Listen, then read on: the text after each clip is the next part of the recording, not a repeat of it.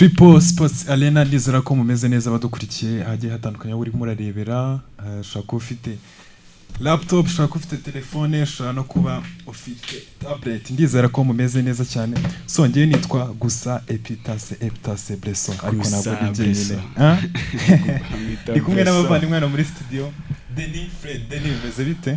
na mahoro cyane ni Denis Mazimaka senior bonbon Denis Mazimaka senior tuyimaka none cyo ngiraga senior wogende umusenior senior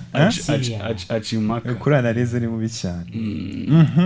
hanyuma Fred bimeze bite popo meze bite Bresson na senior ibintu ni bon ndashaka kwanza kumenya izina senior ni izina ubundi nakomodatinze mu 2016 na karindwi niga mu wa gatanu ngaho wararyise cyangwa barabikwiye ubundi gihe naje kubona ndi umusenior ariko abantu twiganye nko mu wa gatatu segonderi bo bararize ariko ntabwo senior bivuye ku kinyene bivuye ku ki burano ujya no kuri Instagram yanjye uzarisanga bivuye ku kinyene senior bundi senior hari senior hari nka opposite yayo ni junior ubundi bavuze umusenior bavuze umuntu bavuga umuntu mukuru mu kintu ariko je ni muri context y'umuntu mukuru mu mutwe wigaga mu kangahe senior kandi mu tuntu twinshi wigaga mu wa gatanu nigaga mu wa gatanu mu wa gatandatu niba nibuka aho ngaho wari senior muki umujama wanjye bitaga Kabanda niwe wajya akunda kuri nyita Kabanda ndamusuhuje cyane muri n'umusenior muri history bana niza amateka cyane buriya no muri iki kiganiro hari genza so ayo mateka nagira ngo tugende tuyahuza n'iki kiganiro nkuko abadukurikira bireba iyi ni Triple Sports Arena triple ngira ngo ugire ikintu babwira nashaka kwanza kumenya na Bresson niva ku kintu bita blessings uri umunyamugisha akantu kaka utanga imigisha ntabwo dutanga imigisha ariko ni Bresson ni ibintu bijyanye no kuba mu bintu bijyanye no gufasha kuba wafasha abantu kuba wagira mu kinyarwanda bwavuga gute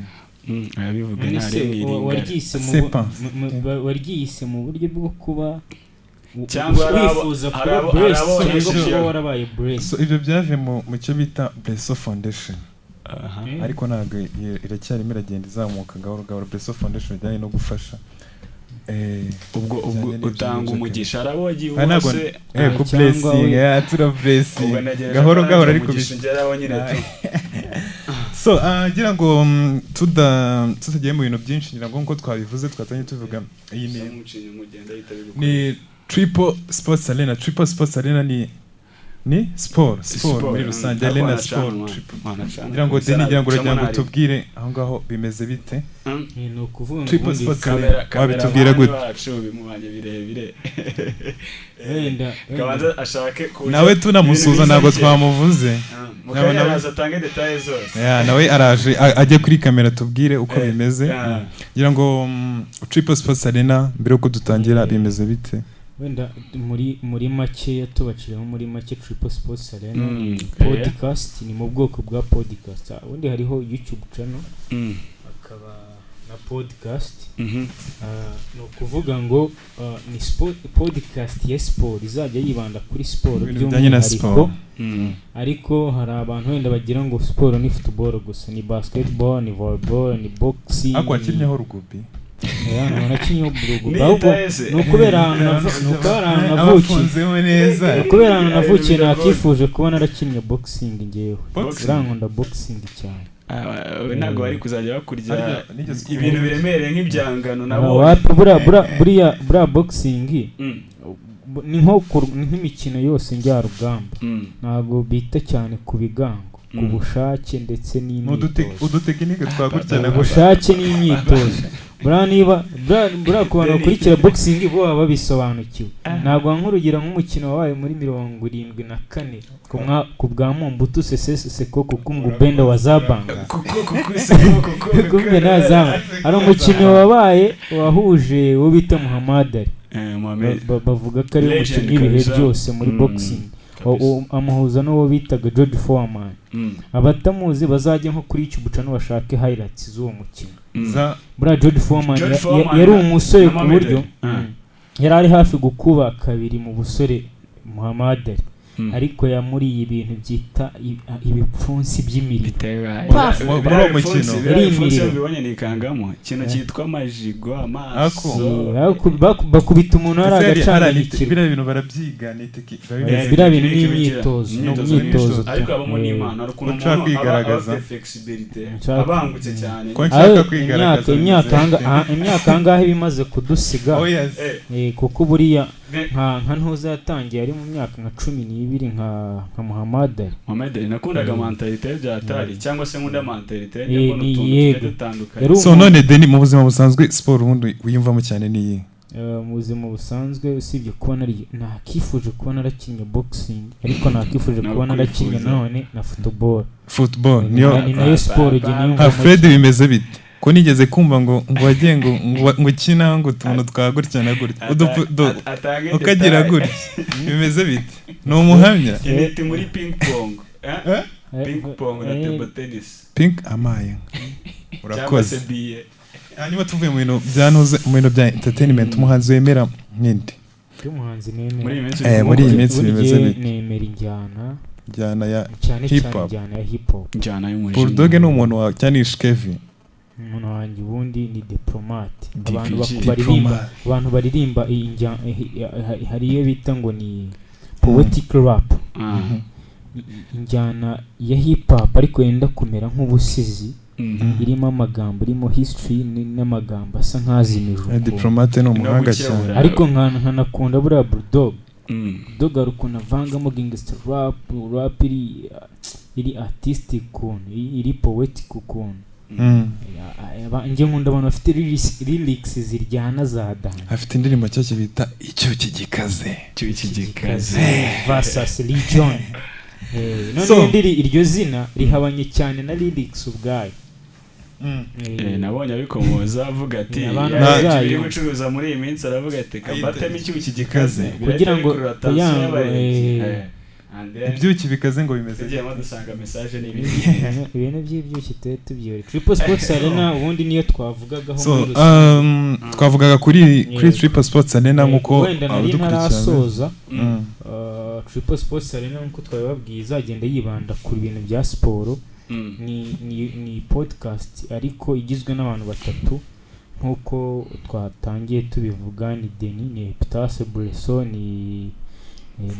rafiki yangu Fred Bisengimana kabisa iyo rero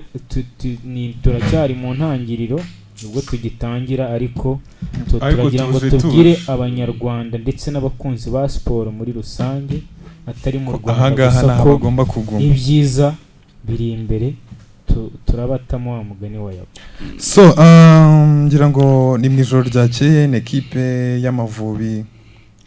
yakinaga umukino wa gicuti bari kwitegura imikino yo kwekiza mu gikombe cy'isi ngira ngo ni kimwe mu byo tuza kuganiraho ariko ingingo nyamukuru uyu munsi tugiye kuganira kuri Elo izatangira ngira ngo ni muri sama ni muri sama kabisa kwa gatandatu izabera mu mujyi wa Munich mu Budage tugomba kujya kureba Abadage umukino wa mbere uzanahuza Germany na Scotland ariko mbere uko tubijyaho ijoro ryakeye twongeye kubona abasore b'Amavubi batinjizwa igitego ni match mwabonye gute tuyicaho gahoro tubwira abantu twemfuruma abantu ko bimeze ngira ngo byari bimeze bite muri uyu mugoroba ubwo Deni yasa nk'ubanza kabicaho cyane ahereye nko ku bakinnyi bagiye babanzamo wenda ni match yabaga ku munsi w'ejo aho ikipe y'igihugu ifite imikino ibiri ya gishuti izabera muri Madagascar Antananarivo nabonaga basohoka mu kibuga cy'indege cya Antananarivo bameze neza ku tujezi twa masita jezi kabisa bafite jezi nziza ziriho imigongo ku ruhande amasita ya tayamakantu keza cyane ni fresh cyane ntikanzemo nabonye abafana bo muri Madagascar ndavuga abanyarwanda bafite bambaye amajezi y'Amavubi so ngira ngo nagiye mbona abakinnyi basohoka tunakomeza na line up yabanjemo nabonye mwiza maharimo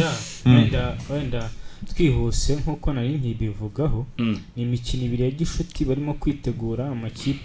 amakipe bazakina muri qualifiers ntago ari imikino izajyana ikipe y'igihugu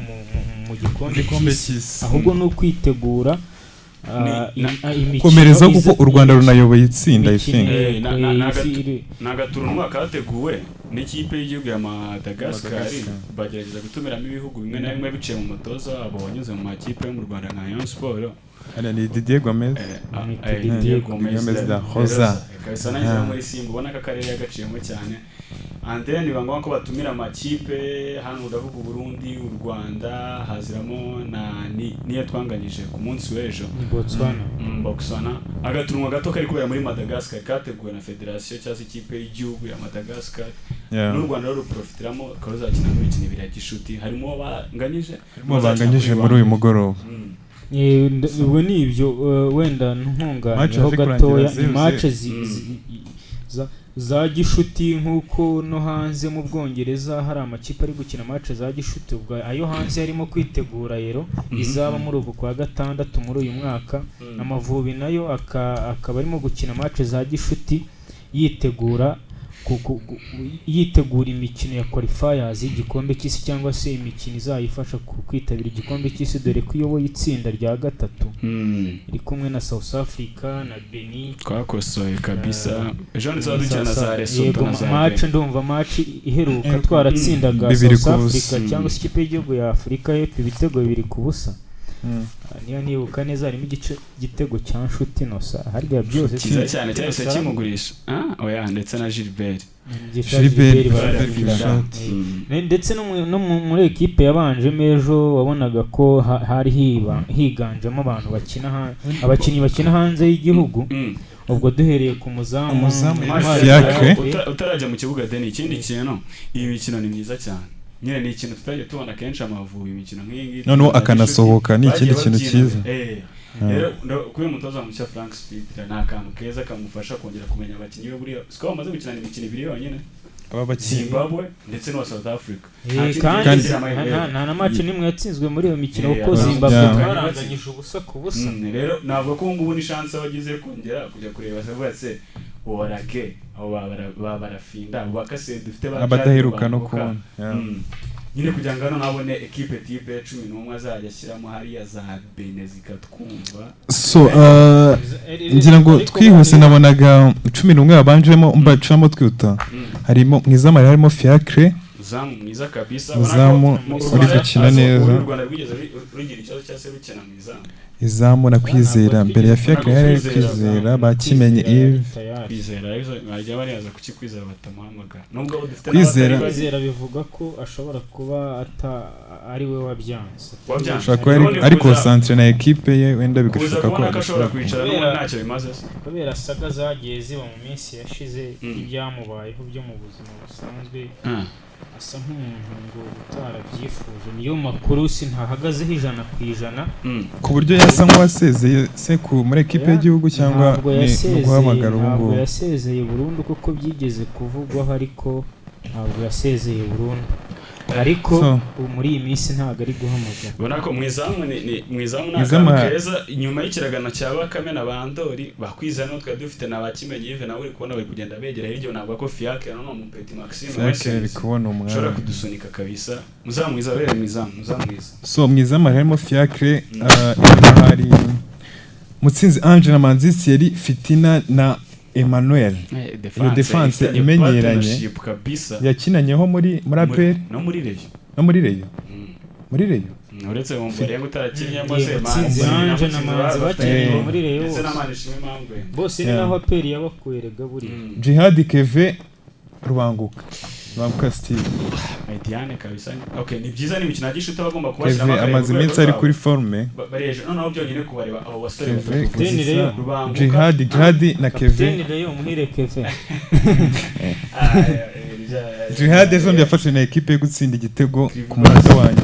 bayoboye muri Ukraine kabisa n'uyu musore Rubanguka utaherukaga mu Mavubi Rubankaseri ubona ko ku gihe cya Carlos ntabwo bagiranye byiza ntabwo yamubonye cyane rero nawe yagiriye ibintu byo guhindagura amakipe cyane ariko muri iyi minsi yarameze neza akaba nawe yabonye chance gukora speed ramuhereza iminota yigaragaza yari Mediane nziza cyane. Hanyuma Gilbert Inshuti na Lage satiza ubw'Amavubi kwikira Lage ariko ashaka ko yarasubiye inyuma Lage ku buryo yavugwaga atakiri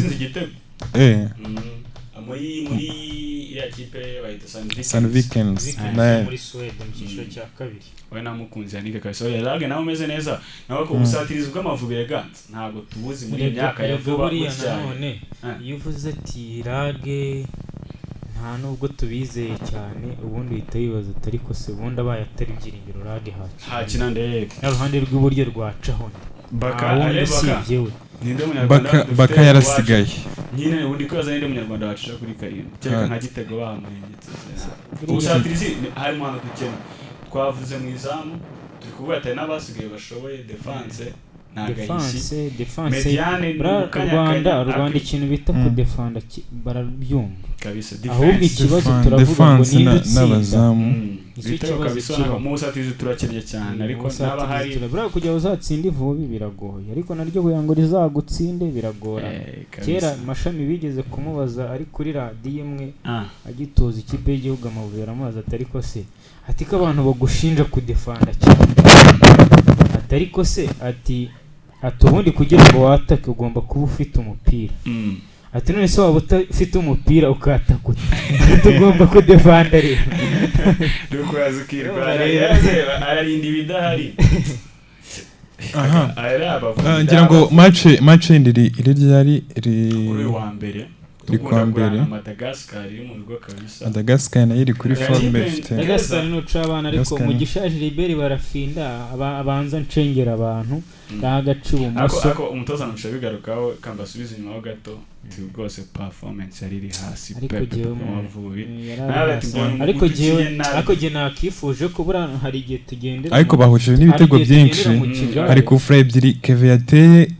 batera imitwe ica ku ruhande kubihusha nta ribi nabonye n'umusore igitego umeze neza muri Kenya wije amasimbo ya Yatera igitego nateye ijisho nitambuga ati mana yanjye ahubwo gihe buriya reka nkubwire undi muntu wakabaye akina muri ile equipe ubite niyo nzima Olivier Sefu bakaseri ko bari babamanuyera kubera ko Brantoza nawe ntago ari umukaseri mwiza Jihad ariko Rubanguka nyine nawe wari wagiye muri iyo position ni mwizi Buraya nawe Brasser Rubanguka wakinaga n'umukaseri cyangwa ni Jihad bakinaga ari babiri imbere yabo hari Kevin ariko Kevin yakinaga inyuma y'umwata yakinaga inyuma y'umwata Kevin ku 10 Jihad box to box ngajya yakoraga muri APR n'ubundi noza Rubanguka n'umukaseri Rubanguka no yasimbaga na Yannick bizo guhengekereza umugani ikiza se si imikino ya gishuti n'ubundi next ku mukino wa Madagascar birashoboka wenda gisinagize amahirwe yo kureba iriya match cyane bitewe n'ibyo nari ndimo ariko se kube ntuza Sefu baraharya ntahari Sefu ari yakira yakinye se yakabaye ataraye ariko nta umukino wa Madagascar nicyo kiza cy'imikino ya gishuti birashoboka Sefu bajya bamushinja ibintu bya discipline kenshi ariko yamaze kumuhagarika iyi mikino season yose ngira ngo nazagaruka Kiyovu nabyo bidasobanutse ikibazo gikomeye cyane